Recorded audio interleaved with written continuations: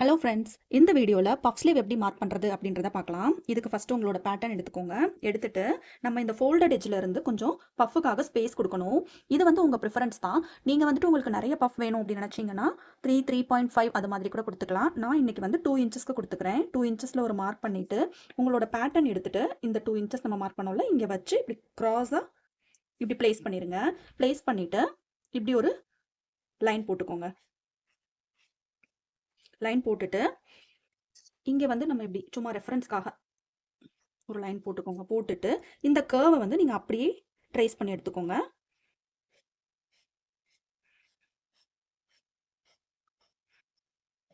அதுக்கப்புறமா மேலே நம்மளுக்கு பஃப் எவ்வளோ வேணும் அப்படின்னு டிசைட் பண்ணிக்கணும்.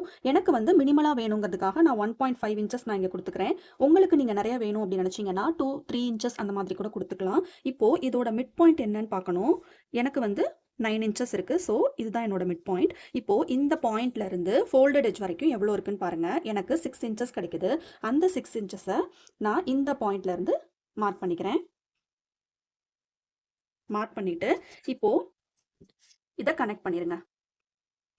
நம்ம இங்கே ஒரு பாக்ஸ் மாதிரி ட்ரா பண்ணிக்கணும்.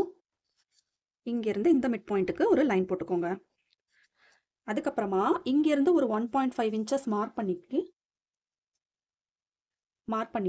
இப்போ இந்த பாயிண்ட்டையும் இந்த பாயிண்ட்டும் கனெக்ட் ஆகிற மாதிரி நம்ம ஒரு கர்வ் ட்ரா பண்ணிக்கணும். அதுக்கப்புறமா கீழே உங்களோட ஸ்லீவ் இப்படி போகுது இல்லையா, ஸோ இதே மாதிரி கிராஸாக லைன் போட்டுக்கோங்க.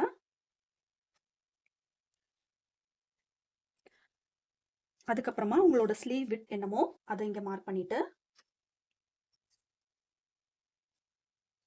இங்கே கொடுத்துக்கோங்க. அதே மாதிரி இப்போ இந்த பாயிண்ட்டையும் கனெக்ட் பண்ணிருங்க.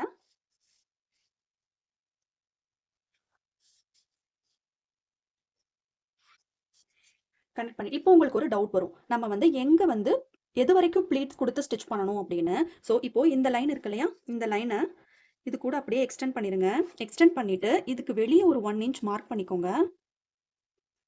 ஸோ நம்ம இங்கேருந்து இது வரைக்கும் தான் இப்படி ப்ளீட்ஸ் கொடுத்து ஸ்டிச் பண்ணணும். இப்போது உங்கள் பேக் போர்ஷன் வந்து இந்த பார்ட்டை நீங்கள் கட் பண்ணி எடுத்துக்கணும். ஃப்ரண்ட் போர்ஷனுக்கு நம்ம கீழே கொஞ்சம் கர்வாக கட் பண்ணுவோம் இல்லையா, ஸோ அதுக்காக லைட்டாக இந்த மாதிரி ட்ரா பண்ணிவிட்டு நீங்கள் ஃப்ரண்ட் போர்ஷனுக்கு இதை கட் பண்ணிடுங்க. இது மாதிரி நிறைய வீடியோஸ்க்கு என்னோட சேனலை சப்ஸ்கிரைப் பண்ணிக்கோங்க. தேங்க்ஸ் ஃபார் வாட்சிங்.